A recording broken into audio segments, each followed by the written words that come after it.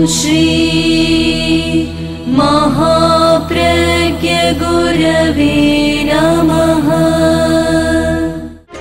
जिसके सांसों में रहता है शाश्वत शांति का स्पंदन, उस महाप्रज्ञ को वंदन, उस महाप्रज्ञ को वंदन। सत्य अहिंसा अनेकांत को अर्पित जिसका तन मन, उस महाप्रज्ञ को वंदन, उस महाप्रज्ञ को वंदन। जिसके सांसों में रहता है शाश्वत शांति का स्पंदन, उस महाप्रज्ञ को वंदन, उस महाप्रज्ञ को वंदन।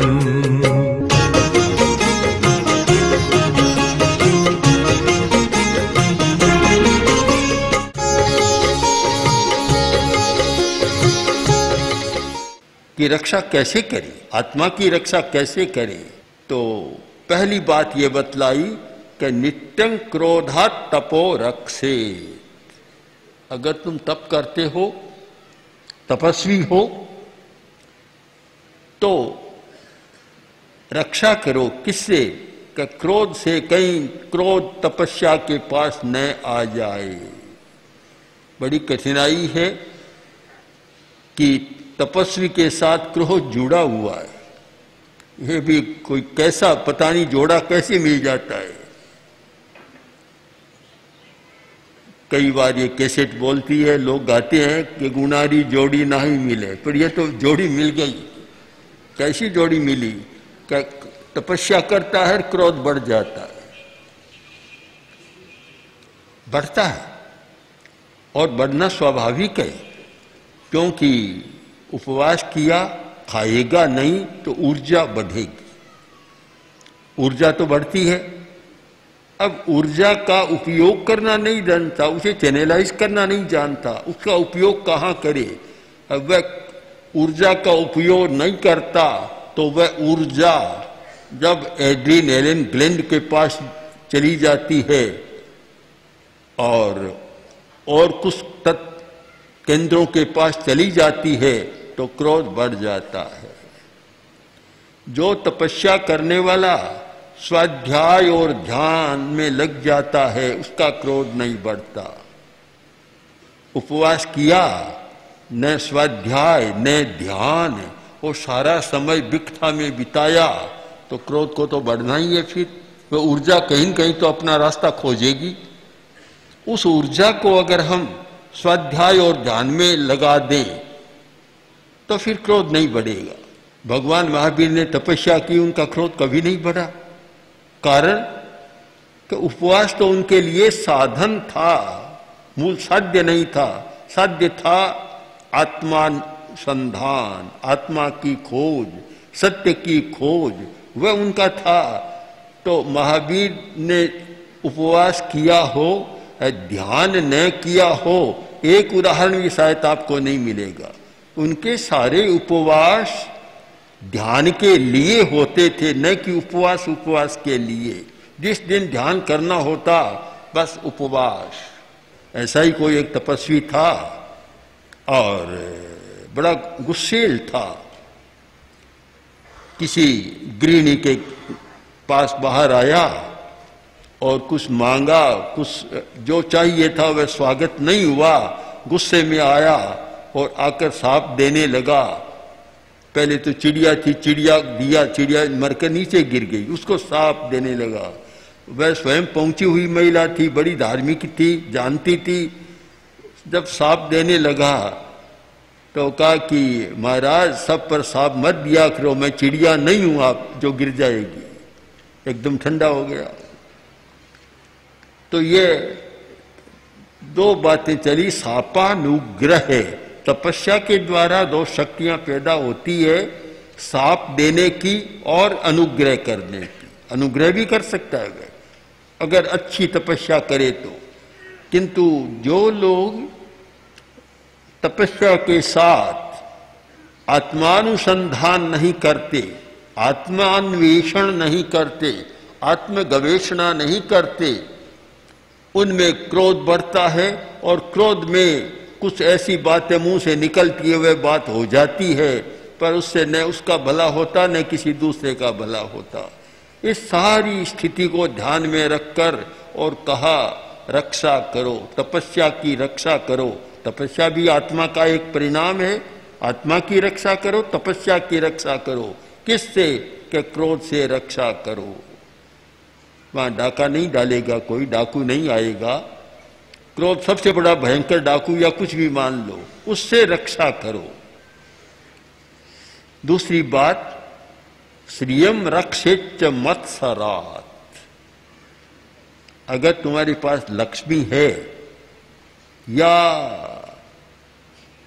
आभा है, शोभा है, वैभव है, संपत्ति है, उसकी रक्षा मात्सर्य से करो, मत्सर भाव से। ईर्ष्या, स्पर्धा, इससे उसकी रक्षा करो कि ईर्ष्या उसके पास न आए, मात्सर्य न आए, यानी दूसरे के प्रति घृणा की भावना, ओछेपन की भावना या उसके अवमान की भावना तुम्हारे मन में न आए। तो लक्ष्मी की रक्षा करो। अगर मात्सर्य आया तो संपत्ति तुम्हारे पास टिक नहीं पाएगी। तो विद्या मानाव मानव्याम विद्याम, ये विद्या की रक्षा करो, उसके पास न मान अहंकार आए और न अवमान किसी का आए, उसे बचाओ। आत्मानं तु प्रमादत है, आत्मा को बचाओ, आत्मा की रक्षा करो। तो वह किसकी रक्षा करें? प्रमाद से। आत्मा को प्रमाद से बचाओ। प्रमाद ये आत्मा के लिए बहुत घातक तत्व है। प्रमाद, प्रमाद से बचाओ। प्रमाद बहुत बाधा डालने वाला है। एक शराबी शराब के नशे में होता है, उसको पता नहीं लगता क्या है। प्रमाद भी कम नशा नहीं है। जो प्रमादी है उसे भी पता नहीं लगता। भगवान महावीर ने साधना के लिए किसी एक शब्द को प्रमुख रखा तो वह है अप्रमाद, जागरूकता। सदा जागरूक रहो, सो मत, जागरूक रहो। प्रमाद का मतलब है विस्मृति, भूल जाना। प्रमाद का अर्थ है सो जाना, मूर्छा में चले जाना। भूल जाता है आदमी, अपने आप को भूल जाता है। और यदि हम ध्यान से देखें तो यह स्पष्ट होगा कि आदमी जितनी चिंता दूसरों की करता है उतनी अपनी चिंता नहीं करता। वह अच्छा नहीं है, वह ऐसा करता है, उसकी यह आदत है, उसका यह है, वह है। दो व्यक्ति बैठेंगे तो पराया रामायण बन महाभारत आ जाएगा, अपना रामायण महाभारत नहीं आएगा। अपने को इग्नोर कर देता है, बिल्कुल भुला देता है। ये भुलक्कड़पन की बात, अपने आप को भुलाने की बात, इस बात को समझाने के लिए अनेक कहानीकारों ने कहानियां भी लिखी है, श्लोक भी लिखे हैं, ग्रंथ भी लिखे हैं प्रमाद और अप्रमाद पर। आदमी इतना भूल जाता है कि अपने आप को गिनता ही नहीं है। प्रसिद्ध कहानी है कि 20 ऊंटों का काफिला चला, थार को पार करना था, रेगिस्तान को, थार को, जंगलों को पार करना था। एक थार को पार किया और पार करने के बाद बोले भी देखो, हमने ये बड़े गहरा रेगिस्तान थार का प्रदेश इसको पार कर दिया, अब गिन तो लें कि कहीं कोई छूट तो नहीं गया है। एक ने कहा मैं गिनती करता हूं, सामने खड़े हो गए और गिनना शुरू किया। 1 से चला और 19 तक पहुंचा, एकदम स्तब्ध हो गया। बोला भी एक तो खो गया, अपना एक साथी तो खो गया। दूसरे ने कहा कि तुम ठहरो, मैं करता हूं। तो दूसरा आया, उसने भी गिना तो उसने भी कहा भी एक साथी खो गया। अब 2-4 ने ऐसा किया और सबकी गिनती में 19 आ रहे, 20 आ ही नहीं रहा है कि एक साथी तो खो गया है। रोने लग गए, विलाप करने लग गए, चिल्लाने लग गए। उधर से कोई एक आदमी आया, बड़ा समझदार था, उसने कहा भैया क्या बात है, क्यों रोते हो, जंगल में यहाँ रोने की क्या बात है, क्यों रोते हो? कि भाई क्या बताएं, हम घर से चले थे, साथ में चले थे, अनुबंध था कि हमेशा साथ रहेंगे, तो हमारा एक आदमी कहीं बीच में भटक गया, खो गया। उसने कहा रे कितने थे? कि 20 थे। तो अब मेरे सामने खड़े हो जाओ, मैं गिनता हूं। तो गिनना शुरू किया, 1 2 3 और ये 20वां। देखो 20 है, तुम कैसे करे 19? ओहो भाई साहब क्षमा करें, भूल हो गई, मैंने सामने वालों को तो गिन लिया, अपने आप को नहीं गिना। खो गया। प्रमाद से आदमी खो जाता है, अपने आप को भी गंवा देता है, दूसरे को नहीं अपने आप को भी गंवाता है। तो बड़ी कठिनाई है कि प्रमाद के कारण आदमी अपने आप को भूल जाता है। हम धार्मिक लोगों से पूछें कि धर्म क्यों करते हो? आत्मा के लिए। आत्मा क्या है, कहां है? आत्मा का स्वभाव कहां है कि हम तो नहीं जानते। जिसके लिए धर्म करते और उसको भी नहीं जानते, कितना बड़ा प्रमाद है। यही तो है प्रमाद, विस्मृति, कि हमें उसकी स्मृति नहीं है कि मैं किसके लिए जा रहा हूं। कार में बैठा और कार चालू हो गई, घंटों तक चलती रही। आखिर बोले, ड्राइवर बोला कि भैया बताओ कहां जाना है? या आ गया तुम बता रही, कहां जाना है? कभी अब तो पता तो मैं भूल गया।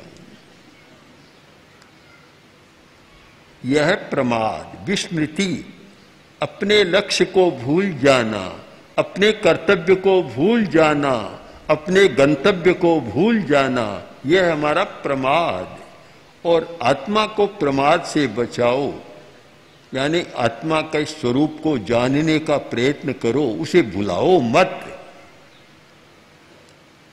अगर ये पूछा जाए कि 24 घंटों में पैसा, रोटी, पानी कितनी बार याद आता है और आत्मा कितनी बार याद आती है? 24 घंटे की बात मैंने कह दी, 24 दिनों में भी, 24 महीनों में भी कभी आत्मा है याद आती है या नहीं आती है? वह याद नहीं आती। याद तो और काम तो आएंगे, जो व्यवहार के काम चलते हैं सब याद आएंगे, पर मैं आत्मा हूं और मेरा सबसे बड़ा वैभव, संपत्ति, धन जो कुछ है वह मेरी आत्मा है, मैं आत्मवान हूं। कभी याद ही नहीं आता।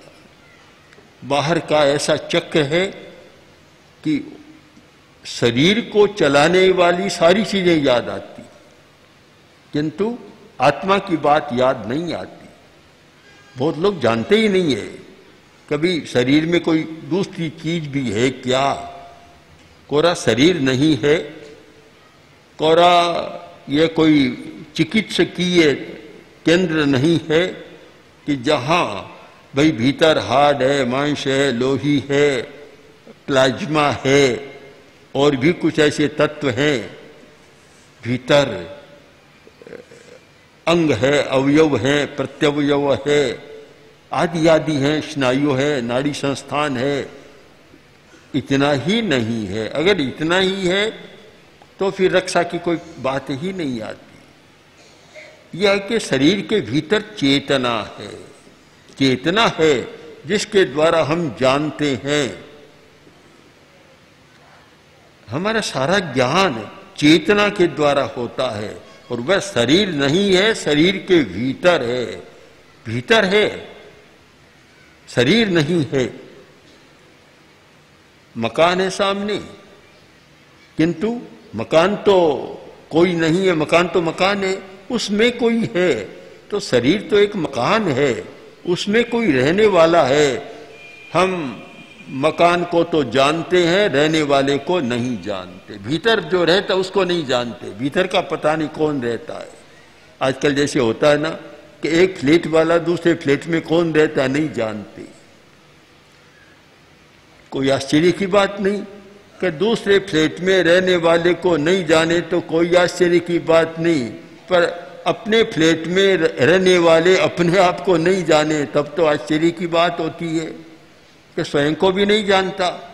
जिस मकान में रहता है, बच्चा जन्म लेता है या गर्भ में आता है तब एक शरीर का निर्माण करता है, और वह जब तक जीता है 50, 60, 70, 80, 90, 100 वर्ष तक कोई जीता है तब तक उस घर में रहता है। घर को तो वह जानता है पर घर में रहने वाले को तब तक भी नहीं जानता। किमाश्चर्य मतः परम, इससे बड़ा और क्या आश्चर्य होगा कि अपने पड़ोसी को नहीं, अपने भीतर वाले को भी नहीं जानता। पड़ोसी की बात तो छोड़ दें हम। कारण विस्मृति, हमें स्मृति नहीं है, स्मृति नहीं,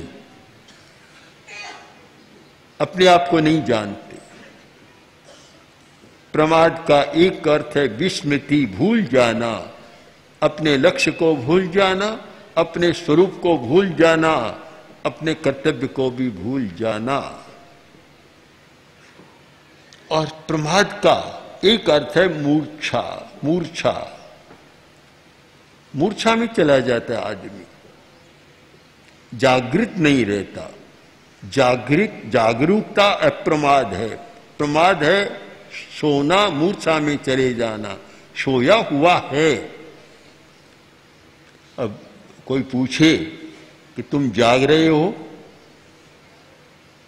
जाग रहे हो, अब जो सोया हुआ है वह उत्तर नहीं देगा। जो व्यक्ति सत्य को नहीं जानता वह व्यक्ति सोया हुआ है। आचार्य का एक बहुत सुंदर सूक्त है, सुत्ता अमुनि मुनिनो सया जागरंती। सुत्ता अमुनि, जो मुनि नहीं है अर्थात ज्ञानी नहीं है, वह सदा सोया हुआ है। जागता है तो भी सोया हुआ है, क्योंकि उसे पता नहीं है यथार्थ का, वह सोया हुआ ही रहता है। 24 घंटा सोया हुआ रहता है अमुनि, अज्ञानी आदमी, उसको सच्चाई का पता ही नहीं लगता, तो सदा नींद में रहता है। इसका कारण ही आप समझ लेंगे। कोई जाके पूछे कि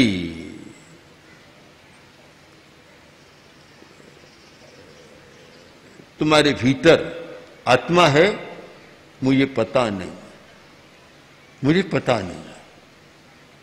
जैसे कोई जाकर पूछे कि तुम्हारे घर एक आदमी आया था, वह अब कहाँ है, कि मुझे पता नहीं।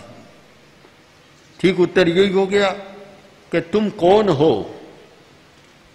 महर्षि रमण ने इस सूत्र को ही साधना का सूत्र बना लिया था कि मैं कौन हूं, तुम कौन हो, मैं कौन हूं।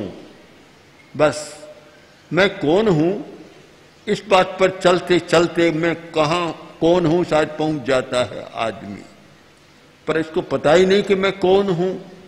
जानते ही नहीं। क्यों नहीं जानते? कि प्रमाद के कारण, मूर्छा के कारण के जागरूक नहीं बना, अपने प्रति जागरूक नहीं बना। और ये बहुत बड़ी सच्चाई है कि जितना दूसरे के प्रति जागरूक है, बाहर के प्रति जागरूक है, भीतर के प्रति उतना जागरूक नहीं है। चोरी हो गई घर में और मालिक ने पहरेदार को बुलाया, बुलाकर कहा देखो रात को चोरी हो गई, तुम कहाँ थे? क्या मालिक में ड्यूटी पर था, दरवाजे पर ही बैठा था। तो चोर संदूक उठा कर ले गया, पेटी, तुम्हें पता नहीं चला? मुझे पता तो लग गया था, पता लग गया। तो तुमने पकड़ा नहीं? क्या नहीं पकड़ा मैंने। क्यों नहीं पकड़ा? कि मैंने चिंतन कर लिया, सोच लिया था मैंने, क्या पेटी ले जा रहा है, कोई बात नहीं, चाबी तो मेरे मालिक के पास है, ले जाकर खोलेगा कैसे, भीतर वाला तो मिलेगा नहीं इसको, इसलिए मैंने उसको नहीं पकड़ा। आदमी चाबी पर, बाहर की बात पर ध्यान देता है, भीतर की बात पर ध्यान नहीं देता। चाबियां तो अलग अलग हो सकती है, कितनी मिल सकती है, पर जो भीतर में है वह जवाहरात तो बाहर मिलेगा नहीं, वह तो चला जाएगा, चाबी तो फिर मिल जाएगी, पर सारा ध्यान बाहर पर आकृष्ट है। और हम अगर ध्यान से देखें तो एक आदमी अपने शरीर के लिए जितना समय लगाता है, शरीर के लिए जितनी साज सज्जा करता है, जितना ध्यान देता है, क्या उतना शरीर के भीतर रहने वाले के प्रति ध्यान देता है? नहीं देता। पहले तो भीतर कोई रहने वाला ये जानता ही नहीं तो ध्यान क्या देगा? पर शरीर को ही जानता है, शरीर दिखाई दे रहा है, भीतर रहने वाला दिखाई नहीं देता, तो कैसे करेगा? इसीलिए ठीक कहा, आत्मानं तु प्रमादतः, आत्मा की रक्षा प्रमाद से करो। पहली बात है कि विस्मृति मत करो, आत्मा की विस्मृति मत करो। मैं आत्मा हूं, मैं शरीर नहीं हूं, इस बात की कभी विस्मृति मत करो। जो व्यक्ति इसकी विस्मृति करता है कि मैं आत्मा हूं, शरीर नहीं हूं, वह शायद कोई अच्छा धार्मिक हो सकता है, ये मानने में मुझे तो कठिनाई होती है। उसको अच्छा धार्मिक कैसे कहा जाए? परंपरागत धार्मिक हो सकता है, जन्मना धार्मिक हो सकता है, अनुयायी के रूप में धार्मिक हो सकता है, किंतु एक तेजस्वी साधक के रूप में वह धार्मिक नहीं हो सकता जिसको इस बात की स्मृति नहीं रहती कि मैं शरीर नहीं हूं, मैं आत्मा हूं। मैं आत्मा हूं यह पहले नंबर की बात, और मैं शरीर हूं दूसरे नंबर की बात है। क्योंकि मैं शरीर में हूं इसलिए मैं शरीर हूं कह भी दे, पर वास्तव में मैं शरीर नहीं हूं। यह है कि मेरा घर है, मेरा घर। शरीर तो है मेरा बाहर का घर, यानी मिला हुआ घर है। मेरा अपना घर तो मेरी आत्मा है, जहां कि मैं सदा रहता हूं, मेरी चेतना है। अनुयोग द्वार सूत्र में एक बहुत सुंदर प्रसंग है। नए की मीमांसा करते समय कहा गया, पूछा गया कि तुम कहाँ रहते हो? उसने कहा मैं लोक में रहता हूं। अरे लोक तो बहुत बड़ा है। फिर पूछा कहाँ रहते हो? तब बोला कि मैं भारत क्षेत्र में रहता हूं, या आज की भाषा में कह दो कि मैं एशिया खंड में रहता हूं, यूरोप में कहीं रहता हूं। तो अभी भारत तो बहुत बड़ा है, कहाँ रहते हो? हम उस उदाहरण को इस भाषा में बदल दें कि मैं राजस्थान में रहता हूं। तो राजस्थान तो बहुत बड़ा है, कहाँ रहते हो? तो फिर हम वर्तमान की बात को ले लें कि सिरियारी में रहता हूं। तो सिरियारी का क्षेत्र तो बहुत बड़ा है, कहाँ रहते हो? तो कोई कह दे मैं हेम अतिथि गृह में रहता हूं। वह तो बहुत बड़ा है, कहाँ रहते हो? कि अमुक नंबर के कमरे में रहता हूं। कि कमरा तो बहुत बड़ा है, कहाँ रहते हो? कि उस खाट पर मंच पर बैठता हूं, तो वह तो बहुत बड़ी है। फिर कहाँ रहते हो? तो आखिरकार कि मैं शरीर में रहता हूं, अपने शरीर में रहता हूं। अरे शरीर तो बहुत बड़ा है, तुम कहाँ रहते हो? शरीर तो बहुत बड़ा है, तुम कहाँ रहते हो? क्योंकि आत्मा पूरे शरीर में नहीं रहती। चमड़ी में आत्मा कहाँ है? हाड़ में आत्मा कहाँ है? आत्मा रहती है तो नाड़ी तंत्र में तो हो सकती है। जो हमारा नर्वस सिस्टम है वहां तो आत्मा की चेतना रहती है, पर इनमें चेतना कहाँ है? वहां तो कोई चेतना नहीं है। तो शरीर तो बहुत बड़ा है, शरीर में तो इतनी पोल है, कोई आदमी मुंह खोले तो भीतर क्या पोल ही पोल दिखती है, गड्ढा सा दिखता और है क्या भीतर? भीतर में सारा पोल पोल है। कहाँ रहते हो? तब बोला मैं मेरे आत्म प्रदेशों में रहता हूं, इस केंद्र में रहता हूं। अब कहां से कहां तक चले गए? मैं कहां रहता हूं? मैं कौन हूं, कहां हूं? बस जो इसकी विस्मृति करता है यह है प्रमाद। प्रमाद है वो, उससे आत्मा की रक्षा नहीं होती। तो इसलिए आत्मा की सदा रक्षा करो। तो प्रश्न होगा किससे रक्षा करो? कि प्रमाद से रक्षा करो। प्रमाद पास में न आए, तुम्हारी आत्मा सुरक्षित है, तुम सुरक्षित हो, फिर दुनिया में जो भी होता है रहते हो, कम से कम दुखी नहीं बनोगे, तनाव में नहीं जाओगे। ओम श्री महाप्रज्ञ गुरवे नमः। ओम श्री महाप्रज्ञ गुरवे नमः।